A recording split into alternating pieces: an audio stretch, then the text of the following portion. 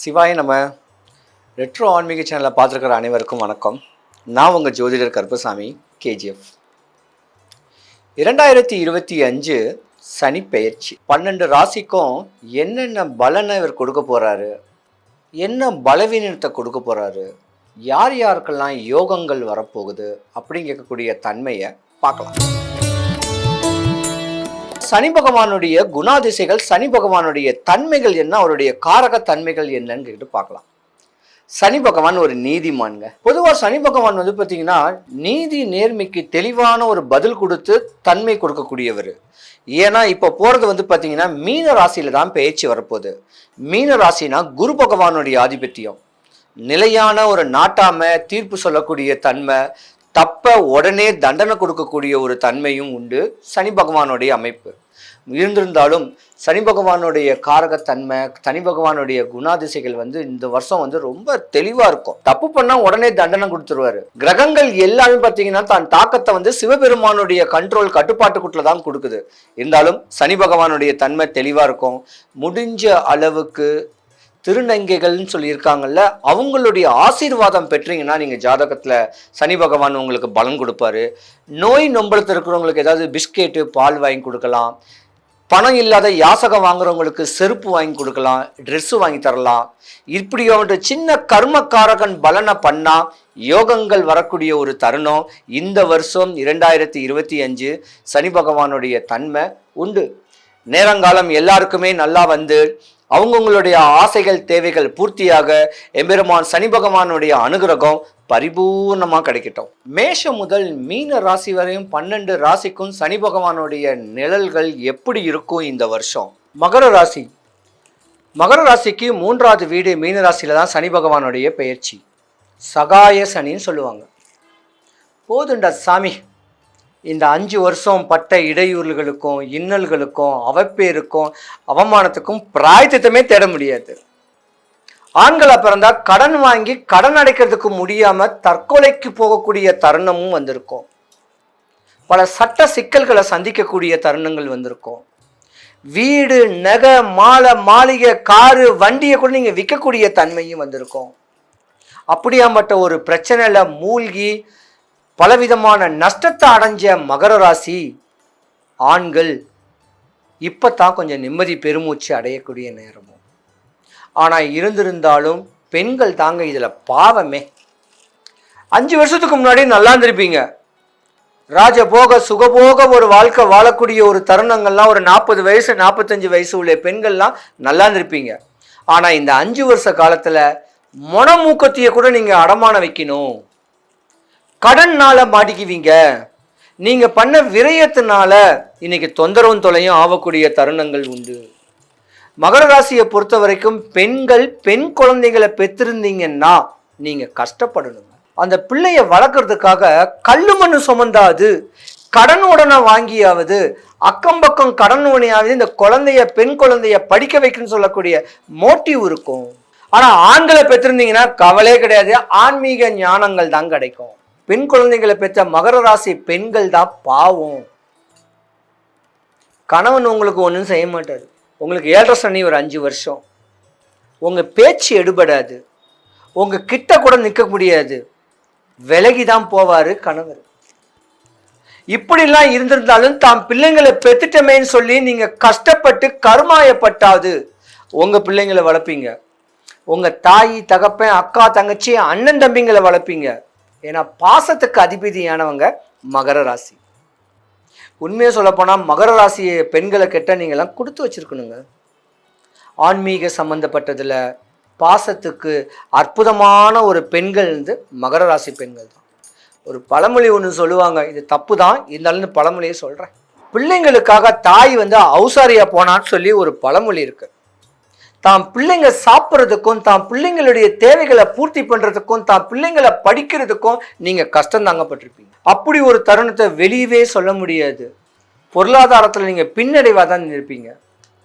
இருந்தாலும் விதி உங்க வாழ்க்கையை விளையாடும். சிறு வயசுல கல்யாணம் பண்ணிருந்தீங்கன்னா பிரிஞ்சு போயிருப்பீங்க.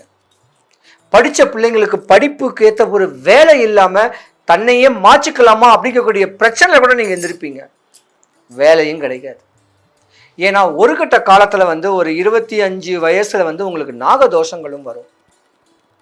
முறையான வழிபாடுகளை தாம் முன்னோரை அந்த நாகங்களை வழிபட்டு பக்குவம் பண்ணிட்டு வந்தீங்கன்னா கல்யாணங்கள் சுபகாரியங்கள் நடக்கும். இல்லைன்னா காலதாமதமான திருமணம் தான். இதில் நிறைய பேருக்கு குருதசை வரும் மகர ராசிக்கு.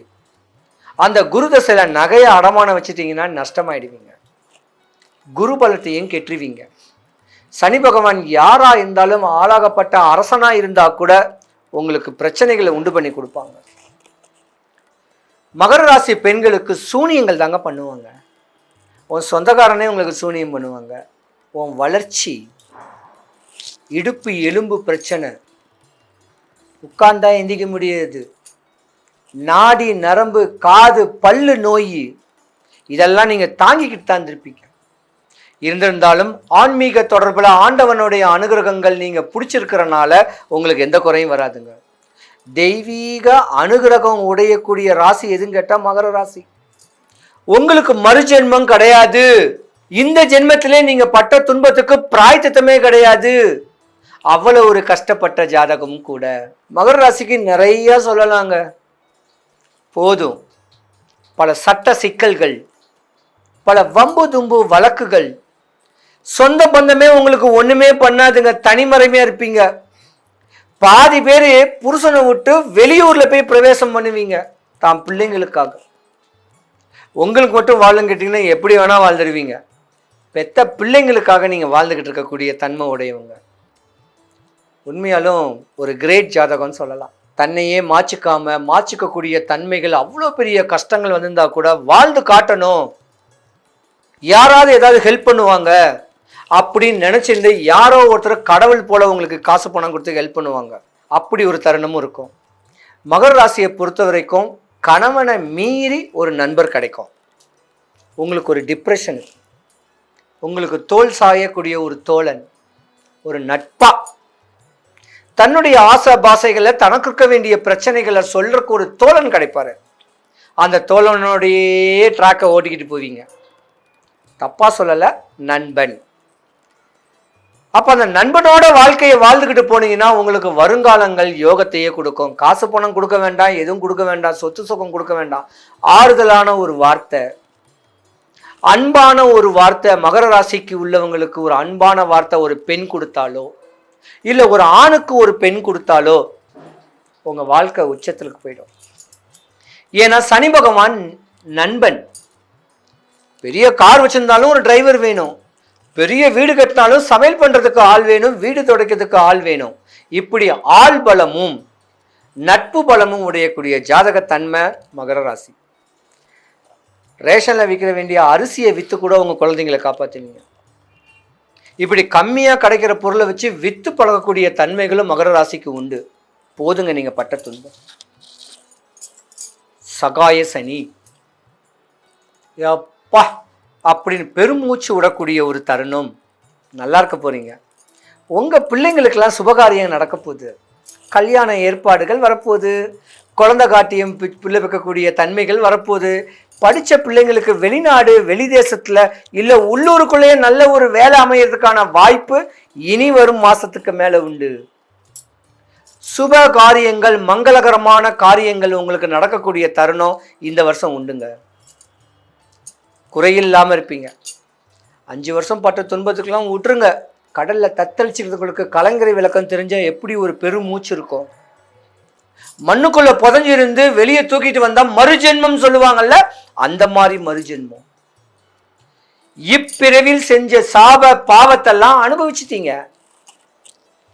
தூற்றுவார் தூற்றட்டும், போற்றுவார் போற்றட்டும், போகட்டும் கண்ணனுக்கே. அந்த மாதிரி நினைச்சு ஒரு கம்பீர தோற்றத்தோட இனிமே தான் நீங்க வாழ போறீங்க. கணவன் மனைவி அனுசரிச்சிருங்க, தாம் பிள்ளைங்களோட அனுசரிச்சிருங்க, அன்பு பண்பா இருங்க. கஞ்சி குடிச்சா கூட குடும்பத்தோட குடிங்க. மகர ராசி பெண்களை பற்றிக்கும் இனிமே யோக தினம் தான். ஆண்களுக்கும் நல்ல நிலைமை தான், குறையில்லாமல் இருக்கணும். மகர ராசிக்காரங்க வழிபடக்கூடிய தெய்வம் சனி பகவான்.